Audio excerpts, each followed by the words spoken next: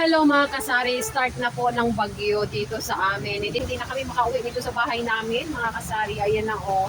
At to be honest, eto na, nag-start na ang brown out. Nag-start na. Wala na kaming ilaw. Ayan mga kasari, medyo madilim na ang tindahan natin. And what time is it now? 5 o'clock pa lang pala mga kasari. Kasi bukas pa yung aking mga kapitbahay.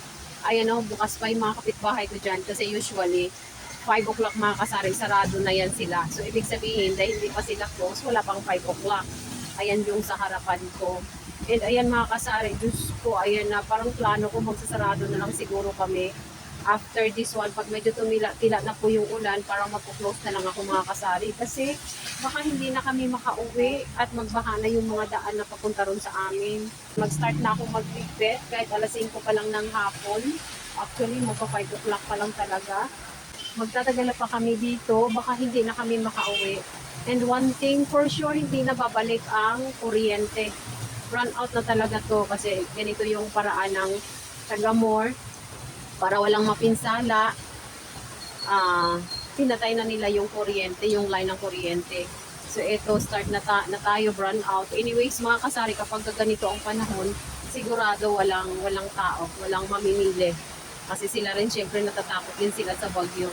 Ayan o, sobrang lakas na po talaga ng hangin. So kami po ay magliligpit na lang at uuwi na mga kasari. No, hindi na tayo maghahanap pa ng marami pang benta kung wala naman talagang tao at mahirapan kami umuwi. Start na ako magligpit, magsara ng aking bigas, mag-close ng itlog, mag-takip ng mga yan. Ayan, uwi na kami mga kasari. Ayan, nagpo-close na po yung ating kapitbahay. And kami rin, uwi na rin kami mga kasari. So, see you na lang po tomorrow. Kami po ay magpo-close na. Kasi hindi na tayo maghihintay ng maulan na sobrang malakas pa. Baka hindi na kami makadaan. In fairness talaga kanina mga kasari, talagang natakot talaga ako sa bagyo. Sa biglang lakas ng ulan at biglang bagsak ng hangin na malalakas. Kaya akala ko kanina tuloy-tuloy na at nagpapasalamat talaga ako kay Lord kasi huminto yung ulan at nagkailaw na kami mga kasari finally. And ayan, may ilaw na po tayo ngayon. At kasalukuyan lang po akong ka-stop ko lang po kakaserve sa mga customer kasi parang nag-panic buying sila. No, kasi syempre lahat naman po tayong mga tao kapag maranasan natin na may mga balita na magkakaroon ng matinding bagyo or super typhoon. So lahat ng ating mga kababayan ay nagpa-panic buying sila. So sa katunayan nga mga kasari, napakarami kong benta. Thank you Lord. Akala ko hindi ako mabentahan ngayong araw na to. O malapit na magsipagsaidan ng aking bigas. Maraming nagsisipagpilihan ngayong gabi na to mga kasari. Kumbaga parang nagpa-panic buying ang ating mga yes. Kailangan yung 430. 430, 10 piso lang. Yeah, 430 lang. Ayan guys, kapag umuulan talaga, parang hindi mo masabing maswerte ka or malas mo kasi umuulan. Pero para sa akin, parang maswerte ngayong araw na bumabagyo. Ito nga mga kasari, nagpa-panic buying ang ating mga customer. As you can notice, yung dati nating itlog, ito na lang, di ba? Meron pa dito yan. Ngayon, nagpabili ako kay partner tuloy, kahit na gabi na, kasi meron kasi kami binibilhan talagang itlog na alam namin yung nag-wholesale. So, ito yung natira ko. Ayan na lang, nagpa-panic buying sila sa itlog. And at the same time, nag-panic buying din sa aking rice. Ayan guys, oh. Side na side. Side na side ang aking rice ngayon. Ayan, so mag-pull out na naman tayo ng panibagong isang sacks na to. At ibubuhos na naman natin doon sa lalagyan na yon. So, maswerte. Sorry talaga guys, masasabi kong maswerte kahit bumabagyo. Kasi nagkaroon tayo ng maraming benta kahit nawalan tayo ng ilaw kanina. So, mini-bless pa rin tayo ni Lord kahit na umulan ng malakas kanina at kamuntikan na tayong umuwi. Dahil natakot ako baka hindi tayo makadaan sa daan kasi baka magbaha. And bini-bless pa rin talaga ni Lord ang Western Visayas. At eto nga, parang huminto na yun yata, nawala na yung baka lumihis na yung bagyo kasi parang nawala na yung ulan. At ayan, bumalik na ang ating kuryente. So, happy na naman kami dito. Kasi tuloy na naman ang negosyo, tuloy na naman ang buhay, at nawala yung kaba natin na baka kung anong mangyari kapag magkaroon ng sobrang lakas na tinatawag nila na super typhoon. Ayan, thank you Lord. At binibless talaga tayo ni Lord. Ayan, so time check tayo mga kasari. Ayan, 8 o'clock na. umabot tayo ng 8 o'clock. Sa sinabi ko kanina around 5 o'clock mag-uuwian na. Kasi nagsipag-uwian ang ating mga kapitbahay. Pero ayan, talagang ginagabayan pa tayo ng Panginoon. At nawala yung masamang panahon. Naubos yung ating itlog, nasaig yung ating rice, nagising yung ating mga kandila. Kasi nga, diba, kapag run out, kandila ang, alam mo ang Pinoy, pag run out dito, kandila ang pinakasolusyon.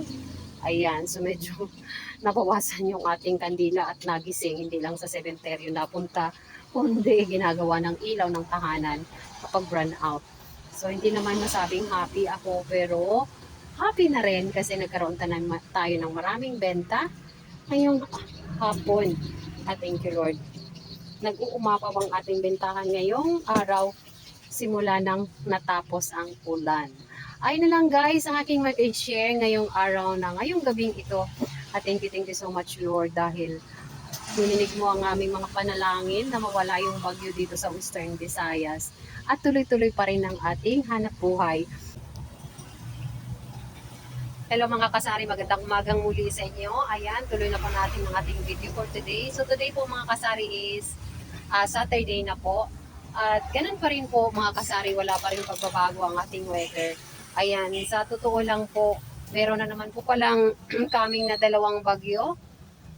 Hindi pa nga po natapos itong bagyo na to, may coming na naman daw na 2 bagyo. So yun mga kasari, no, laban lang po tayo sa ating tindahan kasi ganun po talaga, may time na tagbagyo. So ngayong mga September, November, I think tagbagyo pa rin.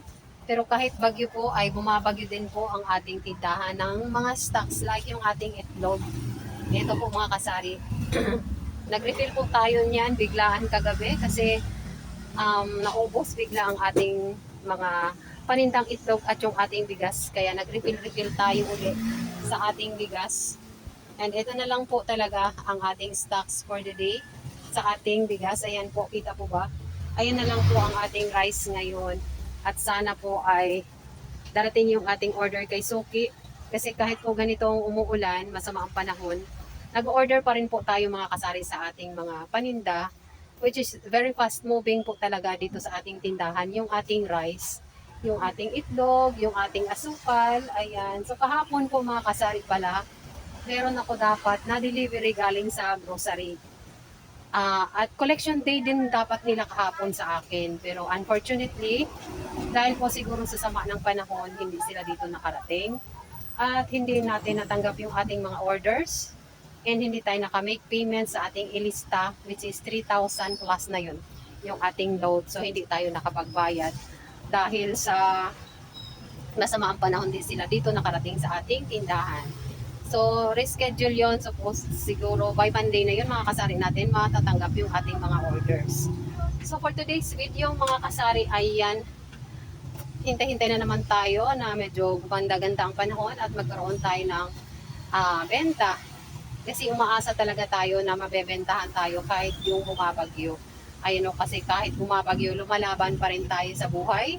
Ayan mga kasari, kasi pag hindi tayo magtinda ngayong araw na to, sa mga panahon na bumabagyo, wala po tayong pangrenta mga kasari. Kasi tayo po ay nagre-rent dito sa ating tindahan. And kung tayo ay magsasarado, mawawalan po tayo ng pangrenta araw-araw. Kasi itong masamang panahon na to, actually mga kasari ay magtatatlong araw na ngayon. Pero laban pa rin po ang ating tindahan, ang ating hanap buhay para po sa pamilya. At the same time, para po sa ating estudyante, yun ang pinakamahalaga. At ito ngayon, tuloy-tuloy pa rin ang laban natin. So dito ko na lang po mga kasari tatapusin ang aking video ngayong araw na ito. Meron tayong maraming ganap ngayon kasi nag-order tayo ng ating rice. Tapos, pero hindi ko alam mga kasari kung anong oras nila ma-deliver sa akin kasi ngayon masama yung panahon. So, tapusin ko na lang po muna ang video ko ngayong araw mga kasari. Happy selling po sa inyong lahat dyan. Kamusta po ang inyong mga lugar dyan? Kayo po ay umaasa na matapos itong ganitong sitwasyon na mawala na yung masamang panahon. So thank you so much guys for again watching my video and happy selling po sa aking mga kapwa kasari-sari store owner dyan. And God bless po sa ating hanap buhay. Thank you so much again and see you all on my next video. Bye-bye po!